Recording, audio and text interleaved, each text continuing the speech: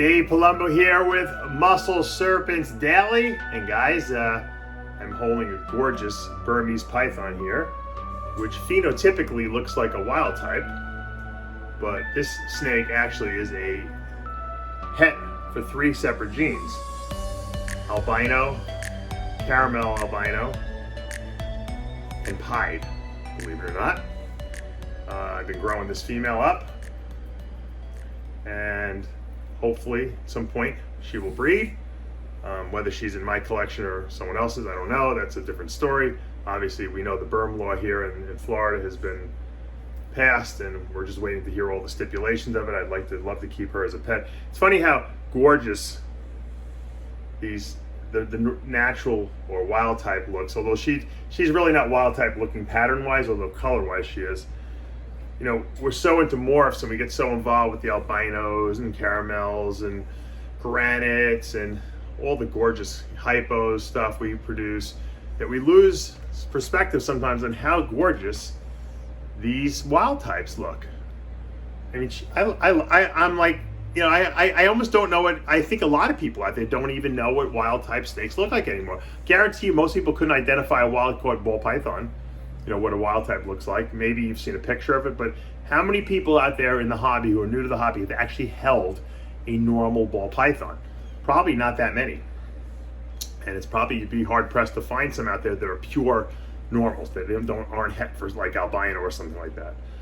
And you know, while this is not a real normal, it looks normal. So it's kind of cool, you know, to take a look at these. And I love these snakes. I love burms. I'm such a burm fanatic, and it's kind of sad that Florida passed this law that they don't think that the accredited, licensed breeders, okay, out there are responsible enough to keep these animals. They have a permit system in place, you know, purposely. They inspect my facility, they make sure I have the right caging and escape plans, and I microchip all these animals, and yet they still are banning them or ban them. It's really kind of sad when you think about it, that, you know, at this day and age, you know, that we have to be told what we can and cannot have. I mean, these snakes are not harming anyone. No one's releasing these things into the wild.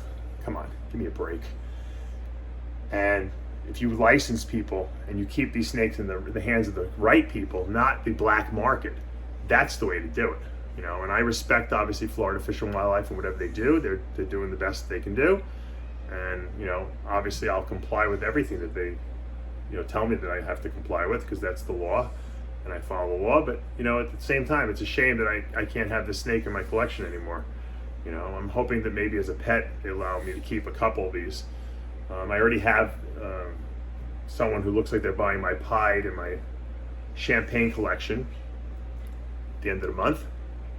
I still have my hypo granite double head green albinos for sale. If anyone's interested in getting those, that is a breeding project. I have a beautiful male and female that have been proven breeders the last 3 years. And then I have a male that I've been growing up that's a hypo, and I'm going to show you him in a second. Hypo albino green granite. He's gorgeous. He'll be part of that deal too. And then I still have babies from 2020, and I'm going to have some eggs from this year pretty soon on the ground. So we'll have babies to sell for this season, obviously, and then that might be it. So let's go into the snake room. Let's take a look at some of the burms, since that's what we're talking about today, and we'll see how they're doing. All right, I'm here with one of my favorite burms that I produced. This boy's getting big now.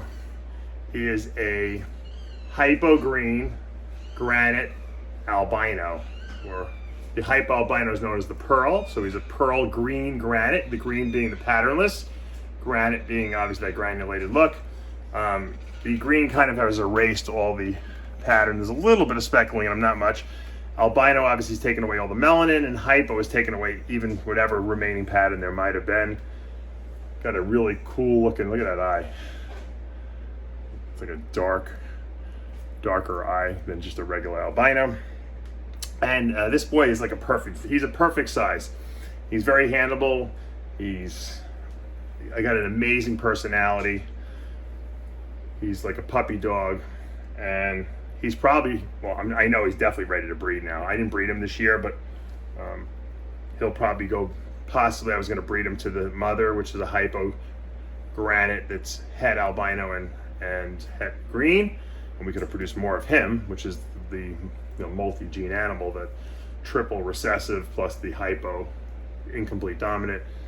And I mean, this is just a really nice looking burm. I mean, solid yellow with a red eye. I mean, he's everything you want. I mean, this is a great snake to have as a pet. He's a powerhouse breeder, obviously. And unfortunately, like I said, this might be a guy I would keep if I can get Florida Fish and Wildlife to approve a couple of burms for me to keep as display animals and educational animals. This would be probably one of them, but I might sell them if someone was really interested in using them for a breeding project that they have. I would definitely sell him just because I want to see him pass on all these great genes he's got. But I definitely want to keep like 2 probably. If I can't breed anymore, and that's the new law, I would like to keep at least 2 animals that would go and be my display or educational animals.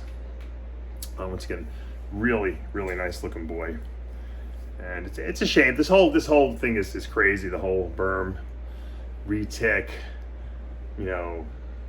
ban. Plus, I don't even know what's going on with the tegus yet and the iguanas. That's the dumbest thing of all time, the lizards. But I think they're going to give them a grace period till 2024, from what I understand. So people will still be able to breed them temporarily. But time flies like that. So I mean, it's kind of terrible that a lot of people make their exclusive living on that, and I feel bad for those guys. Obviously, this is just my passion, and this is just something I love to do. But I'm not earning my living necessarily doing this. So. But I support all the reptile breeders, and I support everyone's right to do things responsibly. You should be able to have the ability to do whatever you want, as long as you're doing it in a responsible way and you adhere to the laws. All right, let's take a look and see if any ball pythons laid any eggs today. All right, here's my albino het pied, breeding with my pied. I threw a shed of another male in there to kind of stimulate some breeding behavior. I've been keeping the cage also not as clean, so those pheromones will be flying. Remember, this is the first year that these 2 will be paired up, or have been paired up. I haven't specifically caught any breeding behavior, but they've been hanging out on top of each other, so it's possible at night they're locked up. I think they're both big enough to breed. Whether she does it or not, I don't know. Whether he does the job, or whoever job it is to do the job. I think when the females are receptive, males will respond. I think that's how it kind of works. Well, hopefully this shed will help a little bit. That's a little trick from my friend Tom Regan. Put the male shed in there, get that scent on them, and don't clean the cage too much. So we're keeping an eye on this breeding, even though, once again, the burms might be a glim situation at the end of the year. Hopefully I can get some eggs at least, produce my first pieds, and say at least I bred pieds. Here's my champagne het albino female. She just shed out. She's put on some tremendous size over the last 3-4 months. She was a slow starter, slow eater. Now she pretty much pounds anything you put in front of her. She'll go next season. Unfortunately, probably won't be with me, but she's one of my favorites too. Wow, look at that. And the albino form of the champagne, which my male is, I'll show you in a minute, is gorgeous as well. It's a really cool looking, I call this like a T positive type of situation going on here. It's really not not champagne in the sense of a ball python champagne, but it certainly is unique looking. I love the head pattern and the spear on that head. Very, very cool. So we'll leave her alone right now. All right, just a sneak peek at my albino champagne. I said I'd show you him again. I think he's going into shed cycle, so I'm not going to bother him too much. He seems like he never hides, so he's hiding. He's probably going into shed. But you can get the picture from, take away the melanin from that champagne, and you got the albino champagne. So this male and that female will definitely breed next year, next season, and produce some amazing albino champagne babies and champagne het albinos. So hopefully whoever grabs them, I'm pretty sure I have a buyer who's coming the end of the month. He's gonna be a very lucky person.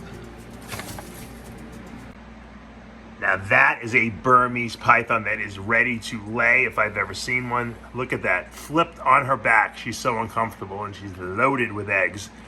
That is my hypogranite double het albino green. and she is huge. Very rarely do you see a snake sitting like that. She's so uncomfortable. I would say she's gonna lay any day.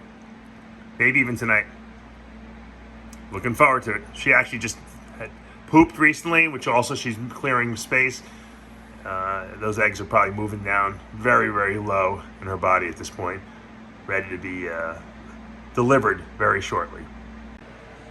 While I'm looking at burms, it's just adding water to to BOA's cages, and this holdback is a really special one. This is a female paradigm blood. So it's that paradigm combined with the blood. And so yeah, she's gotten a lot darker since she's gotten older. That red has gotten super, super dark. And she almost doesn't even look like she's the same snake. It's amazing how these paradigm bloods change a lot, especially, I believe it's the paradigm in them. You know, we know that blood gets usually browner. Obviously, when you put albino in it, it doesn't get brown because there's no melanin left in the snake. But the paradigm, which is kind of like an in-between a T positive and a T negative, it's that creamy intermediate. You know, it's het sharp albino and het BOA woman caramel T positive, so you get that allelic combination super form. And so you can see it's removing some of the dirtiness and some of the darkness, but it's turning those like blackish looking bands into like this deep maroon look almost to it. So this female will breed. Now I'll show you in contrast, I have another paradigm blood that is the lightest paradigm blood I've ever produced, and she's completely different, and she bred this past year. And she's not much bigger than her, but she's 3.5 years old. So actually 4.5 years old, I should say. Let's take a look at the contrast. Now look at this girl. She's just shed. I think it's our pre-lay shed, which means about 100 days, and she's gonna have some babies. And look how light she is. She was the lightest paradigm blood I've ever produced. She was very, very runty when I produced her. I didn't even know if she'd live. Then I didn't think that she'd ever breed. I thought maybe she would be like more of like a pet, and she still might be. I don't even know. I saw locks on her, like a lot of locks. I'm assuming that shed she had was going to be her, her, I guess you could say, 100-day shed, I call it. But you never know. She might not go. She's not a big snake, but she's got the age on her. I waited purposely because she was a smaller snake. Like I said, I didn't think she'd ever breed, but she's the lightest looking paradigm blood I've ever produced. I've produced a lot of paradigm bloods, at least 6 or 7, or maybe almost 10 now, actually, when I think about it, because I've sold a bunch, kept a bunch. And she's by far the lightest, no doubt. So there goes there's a lot of variability you have to consider. And I think I might as well show you. Look at this paradigm blood male who just went to the bathroom. Look at him. He's got the same darkness to his tail area, that maroonish color, except his body's a little lighter. So they all have different variable looks. You really can only really identify them when they're babies. That's when you see them the most. As they get a little older, they change, so it's a little harder to identify. So, I know what's paradigm blood and what's not. I've produced enough of them. This male is, like I said, this is my stud. He's been great. He's a 2017. He's actually the sister of the one I just showed you, of the runt. He wasn't a runt by any means. Obviously, my males I always keep smaller, but he grew normal. He never was restricted in any way, and he has produced several clutches over the last couple of years for me. So, just to show you the different variability in boas. All right, that's going to do it for today here at Burmese Pythons and Boas, and hope you like the berm stuff. Unfortunately, it is what it is here down in Florida, but you got to support USARK. Go donate, join USARK, give your money, because you're protecting us as a hobby. We all have to bind and band together because the lawyers cost a lot of money. USARK is doing great work. USARK Florida is fighting the hard fight and trying to get us as many, trying to prevent. Because you know what, if it was up to, you know who it's up to. If it was up to them, they'd get rid of all your animals. So we need USARK defending us as reptile keepers and as reptile breeders. So make sure you go donate. If you like boas, we're gonna have a lot of boas this coming season. Obviously the Paradigm Blood Project is dear to my heart, and I love the variability and the contrast in those snakes, and you'll see a lot more of that in the coming months. For now though, hit that subscribe button, turn on your notifications, hit the like button. I'll see you back tomorrow morning.